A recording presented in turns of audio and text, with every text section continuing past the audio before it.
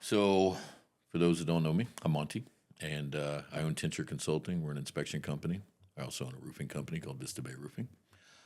Been doing this for a minute, and I've known Rod for almost 10 years. Yeah, that sounds about right. All right, yeah. So, and you are?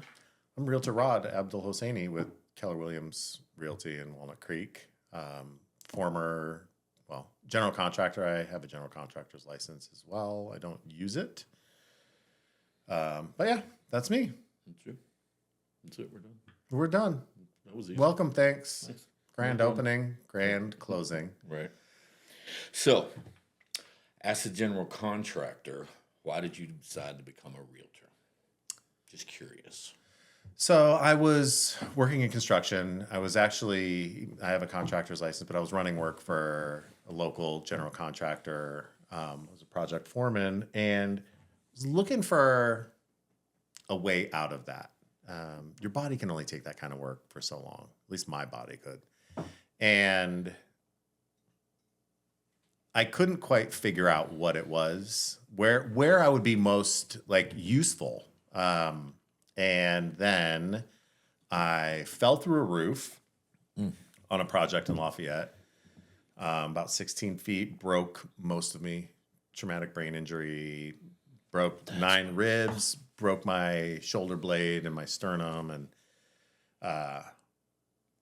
my wife, Darla, was like, "You're not allowed on ladders anymore." So as I was convalescing at home, this real estate just made sense. I know homes.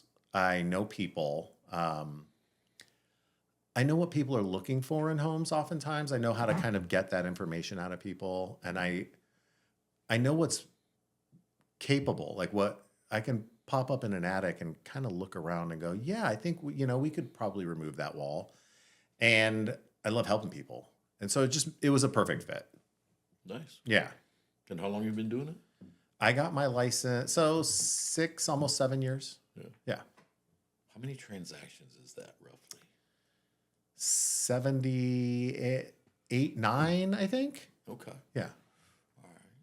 So, what do you think? I think. You think? Yeah, I don't remember. Something like that. I just, I was just curious. Yeah, I think that sounds about right. I think it's usually between 13 and 16 a year is basically where I've been averaging. Okay. Yeah. I was curious. So you're doing one a month, one and a quarter a month or something like that. Yeah. Okay. I was just curious about that. That's there's a lot going on with that situation there, with the whole listing and dealing with the clients. And how do you deal with the ones that aren't sure if they're going to list and you put a bunch of work in and then they're just like, nah. That doesn't happen. No? No. Communication. Communication is key. We have to communicate with our clients. And if I sit down with someone, I'm asking questions. I really need to learn why I'm sitting there with them. Right. What is it that is, Gordon, please, sir?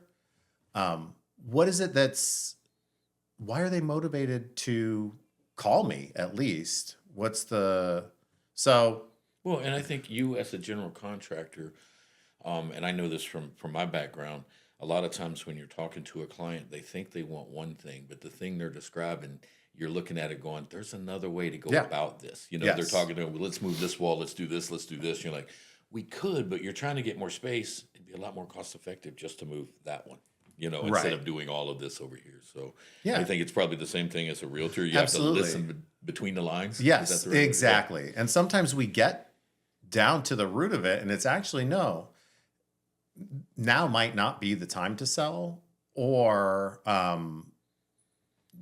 what they think is the only solution to whatever the existing problem is might not be that. So my goal is to give my clients all of the information so that they can just make that educated decision based on what's going to work best for them. Oftentimes they just don't know, right? I didn't know anything about how real estate worked until I got into it. And now there's so many different ways that things can be done that a lot of people just don't understand. The Okay. same way I didn't understand it before I got into construction. You know, there's just like construction, real estate, like a huge percentage of it is problem solving, Right. right? Like, what's the problem? Okay, let's find a solution for it instead of dwelling in the problem. And that's what I found was 90% of my life in construction. Right. You know, problems pop up all the time. Okay. And when my guys would come to me with a problem, like, we got to the point where it was like, think of 2 or 3 solutions to your problem before you bring it to me. Definitely bring it to me, but bring me options so that we can discuss what the best way to go about this is. And it's the same thing with real estate. Okay. And so when you're doing this, you're doing like an education process. Yeah. Is it more than just like you're not just saying, look how great I am, look how much I'm No. gonna get for your house. It's like let's talk about the whole process and what's involved. And I know from a lot of people's perspective, they think, oh, you sign a deal with them and you go put a sign out front and a line of buyers show up at the door and you pick the best one. Right. Or you help them. It's adorable. Oh, it's so easy. I was thinking about doing it myself. You know. You probably should. You should get 2 licenses, 2 real estate licenses. That way you can sell twice as many. Oh, yeah. I don't think that's how it works. I know. Okay. Okay. It was worth No, I mean, I started construction adjacent a long time ago, 25 years ago, right? And What do you mean by construction adjacent? so I was working in the restaurant industry, and then And contractors eat there, so it's adjacent. well, no, I was working in the restaurant industry, and then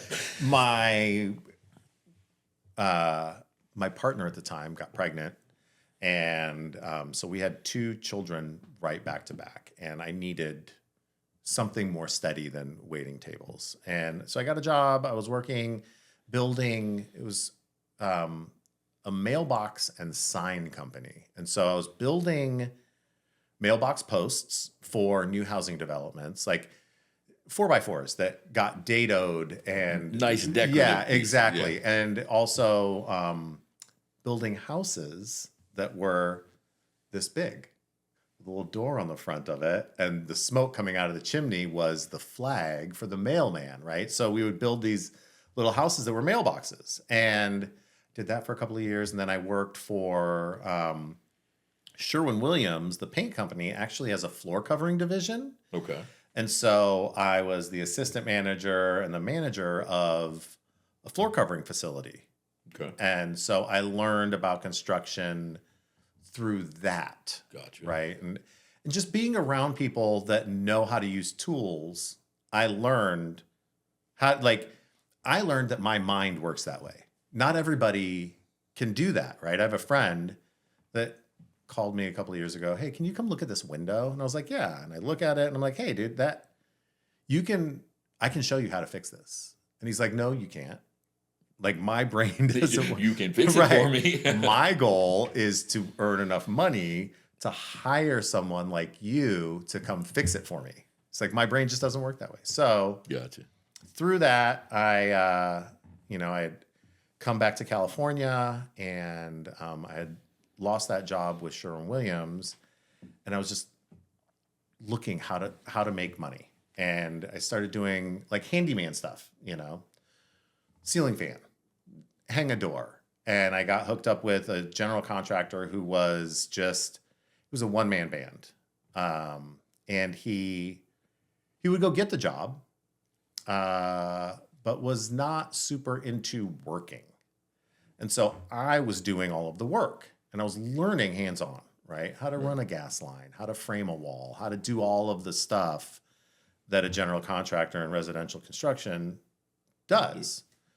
After a while, I got tired of doing all the work and not getting paid what I should have. So I had him sign off. I went, took my exam, and got my contractor's license, and worked for a while I worked just as a solo general contractor doing stuff. And then I had the opportunity to work, was the qualifying agent for a cooperative that was doing. What's a qualifying agent? So we worked under my general contractor's license. Gotcha. Right. Oh, I got you. So Qualifying I for was the license. right. Got So it. I was the person that held the license for this company that we did mostly rainwater catchment systems and gray water systems, real hippie stuff. And I loved it. Like, I really enjoyed the work. I believe in that work. Like, water is life. It's very, very valuable. And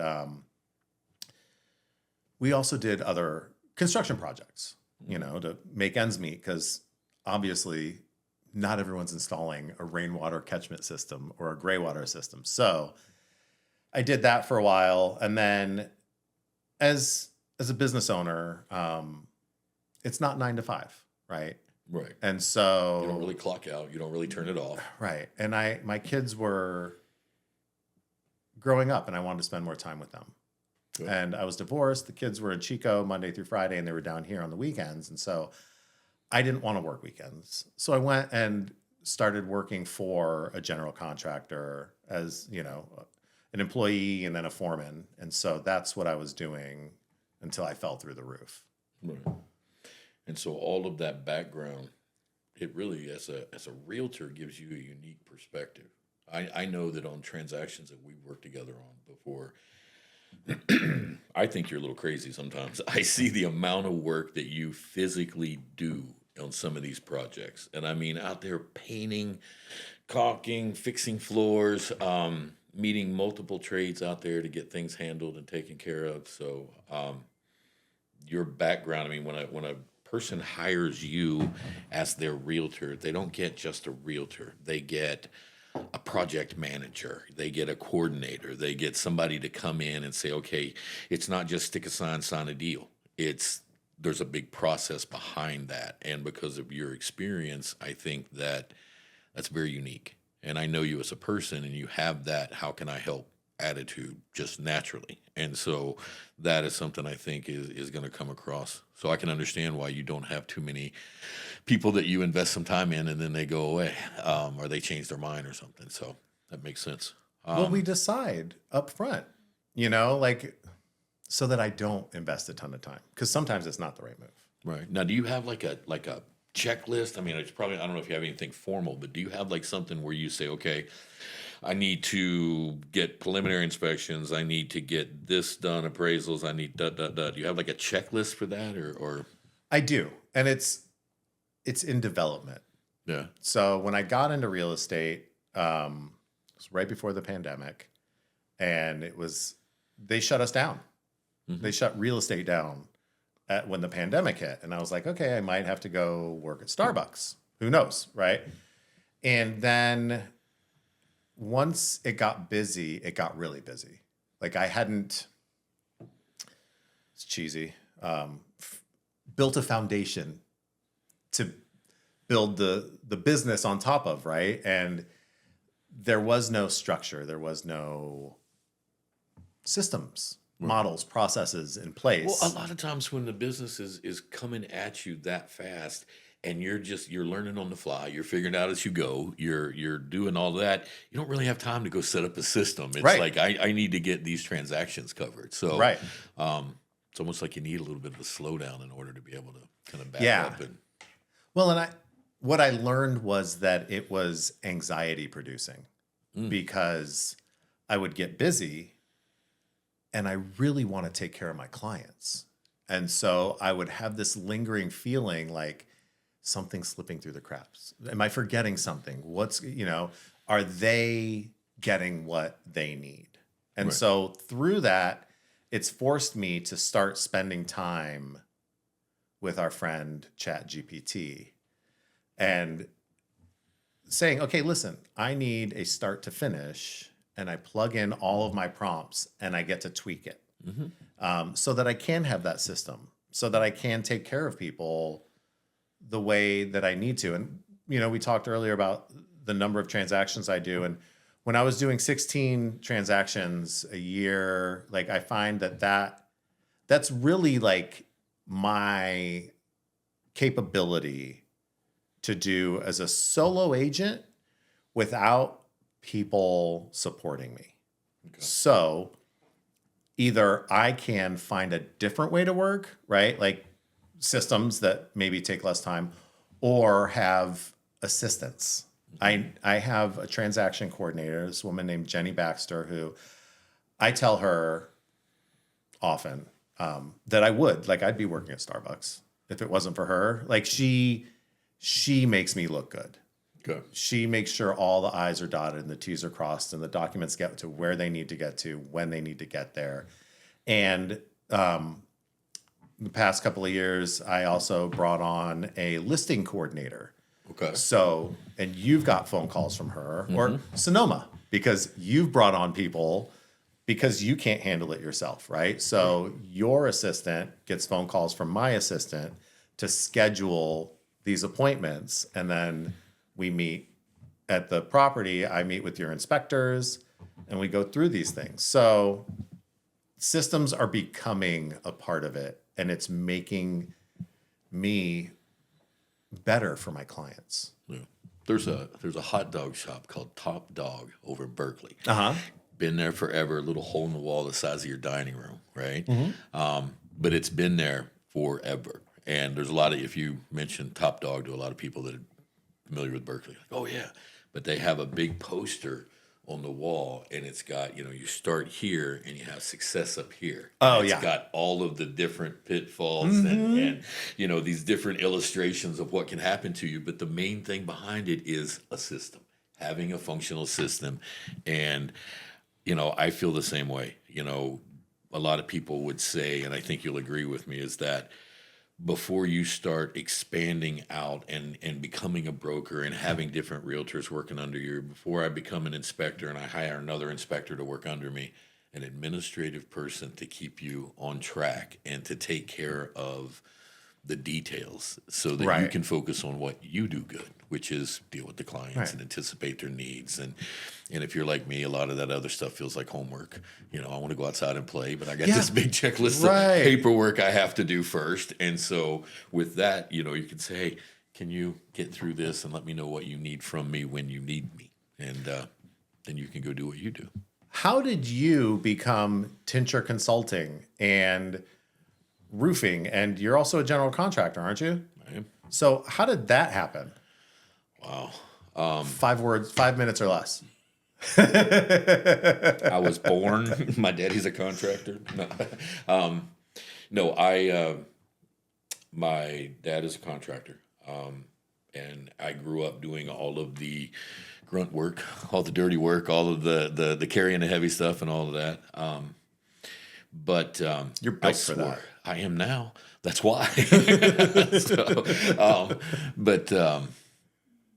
Anyway, I grew up in that side of it, and I didn't want anything to do with it, man. I did not want anything. I was born in San Diego, and then my parents decided they wanted a more sane life, and they moved to West Virginia, and I went to school there. And then as soon as I was old enough to join the Navy, I joined the Navy and came back out here.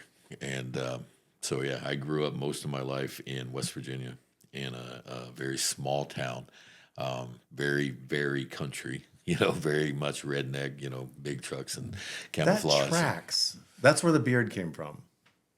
No, I'm just glad I can finally grow one. For so long. So I know you had mentioned about your wife being Native American. My great-grandmother is 100% Blackfoot Indian. Oh, okay. And then one of my other grandfathers is, so I don't know what that percentage is it makes me, but I know it's just enough to mess up my beard growth. It was funny because I was still trying to fill in and I was already getting gray hairs and I'm going, there's supposed to be a grace period where it looks good and it's not gray, but I didn't get that. So, but anyway, I came out here in the Navy.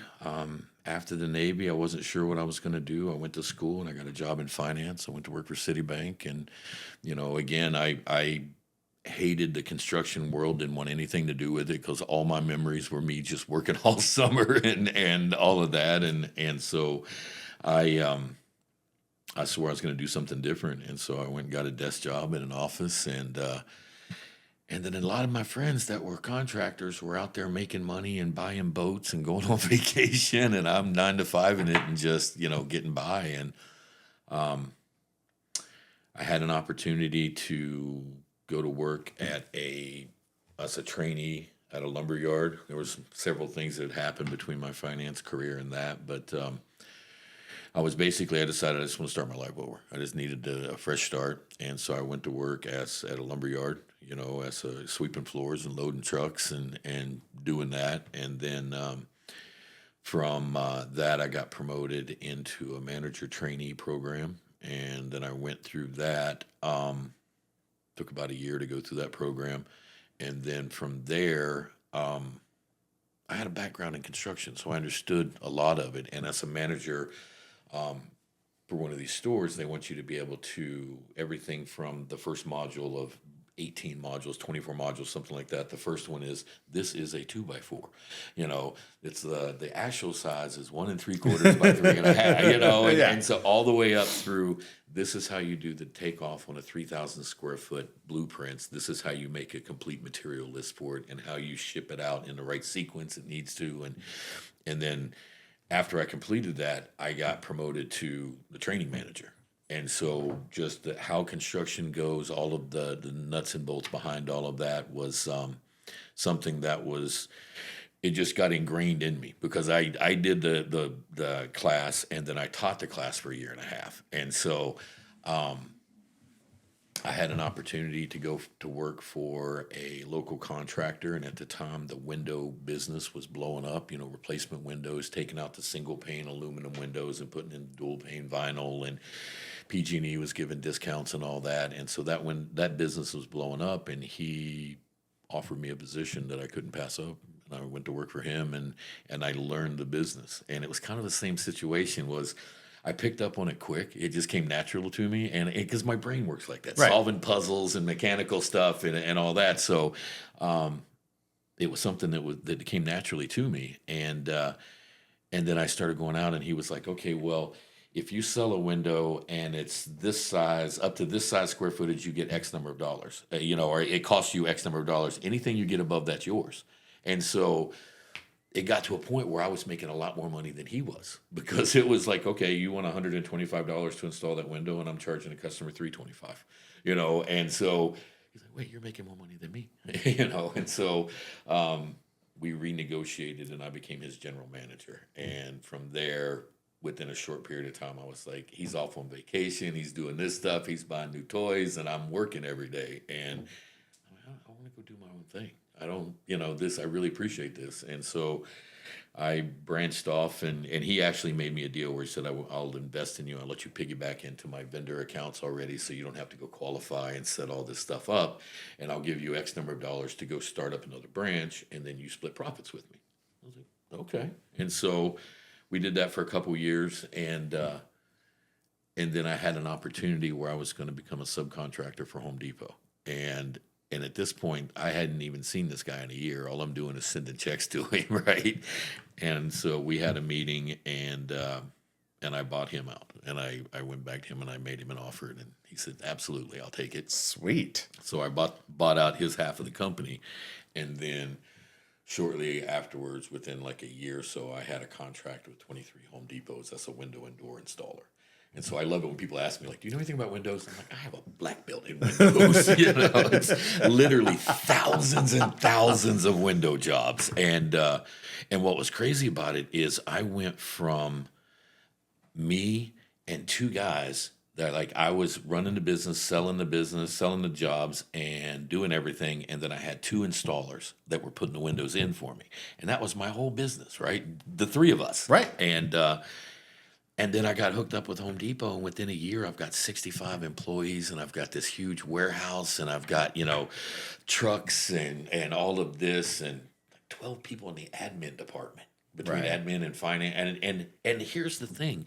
Most of the people that were working for me were more educated and more experienced than what they were doing than I was. And I was just in that fake it till you make it thing. And you can only do that for so long, Right.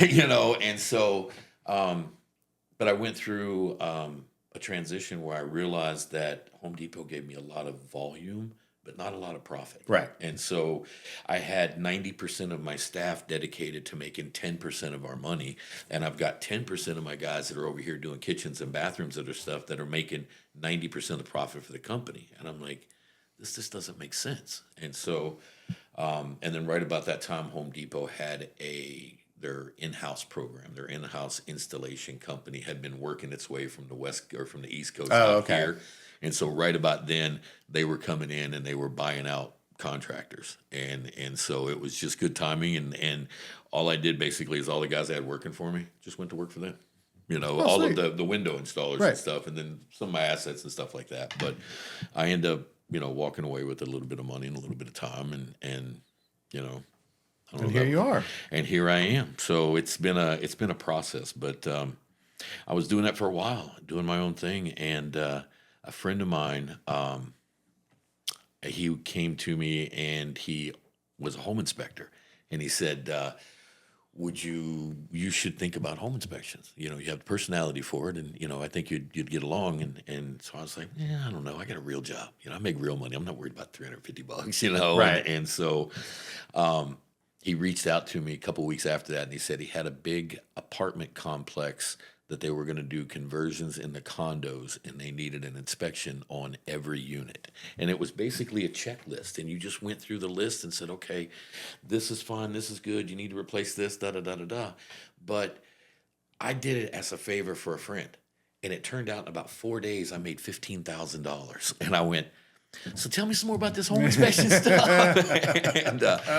and I really liked it initially because one of the biggest problems I've always had in business is I was always worried about getting clients. That was, you're like, how am I going to get business? What am I going to do?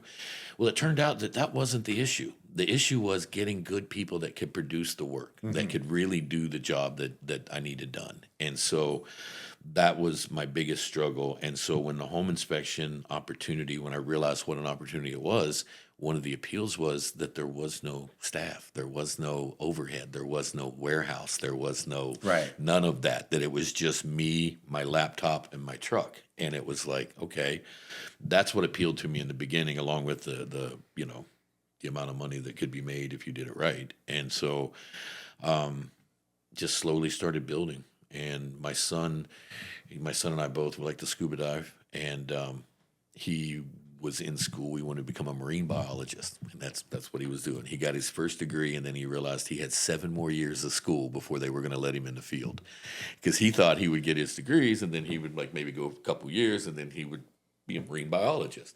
And no, what ends up as a marine biologist in the beginning is you work in a lab for years and years and years, testing samples and looking at stuff, and you're not in the water. And so I was like, let's keep that recreational, and why don't you come to work for me for a minute? We'll see how it works out.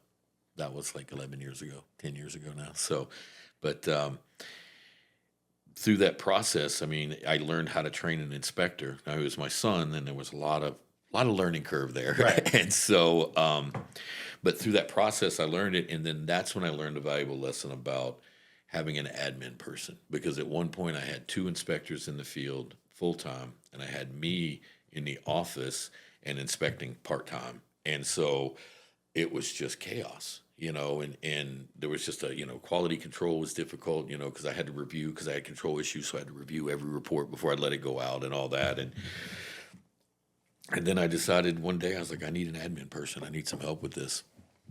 And I hired a friend's daughter, Katrina. Her daughter, Sonoma, came to work for me. And amazing. She had no experience, she worked at some high-end restaurants in San Diego. So I knew she had people skills. And I talked to her. We were sitting there talking about something, and I was complaining about an issue on my laptop. And then I said, okay, well, we'll talk again tomorrow. I'll meet you in person. We'll talk tomorrow, right? And then the next day, we sit down together, we're talking, and there was an issue. She said, hey, did you figure that thing out on your laptop? And I was like, no. And she goes, did you try da-da-da, right? And I was like, no, let me try. And it worked. I'm like, how'd you know how to do that? She goes, well, after you said it yesterday, I Googled it, and I saw that was probably the problem. You're hired. Because that's what I wanted. I wanted somebody that could think, and that they would just step up and take it to that next level. And that's been like 3 years ago. And I'll tell you now that that's the best thing I've done. And I joke about it now. People ask me, like, I'll say, you need to talk to Sonoma about that. And I tell people all the time, I might sign her checks, but she's the boss. Right. She's the one that she 100%. keeps me. She tells me where I'm supposed to be, when I'm supposed to be, who I'm supposed to follow up with, all that stuff. She keeps me on track. And so, and it's funny because I have her in the office and then I have Tina out in the field, and Tina is awesome. Tina is this little bitty Italian lady with the thick accent, and she's very direct. And my concern with her in the beginning was that she didn't have that Monty touch. You know what I mean? And she's so much better than I am. She is so good because I know. Okay, you don't have to agree. Come on. All right, what are we going to talk about next, dude? I don't know. What do you want to get into? Are we good for now? On our next Like episode? 30 minutes? Yeah, 30 minutes. So, next episode, I think more details on behind the deal, on what happens on your side. I mean, I think we got to know each other. That was about it today. Yeah. So, but I think talking about the nuts and bolts of what we have to do from the time you get a prospect to the time you close an escrow. All the hoops that you have to jump through, and not to pat myself on the back too hard, but how we try to assist you by holding the hoop still for you while you jump. You know, we walk through that together. Yeah, so I think getting into more of the nuts and bolts of what we do behind the scenes is probably a good idea. I like it. You like it? I like it. Cool. It's good to see you, brother. Good.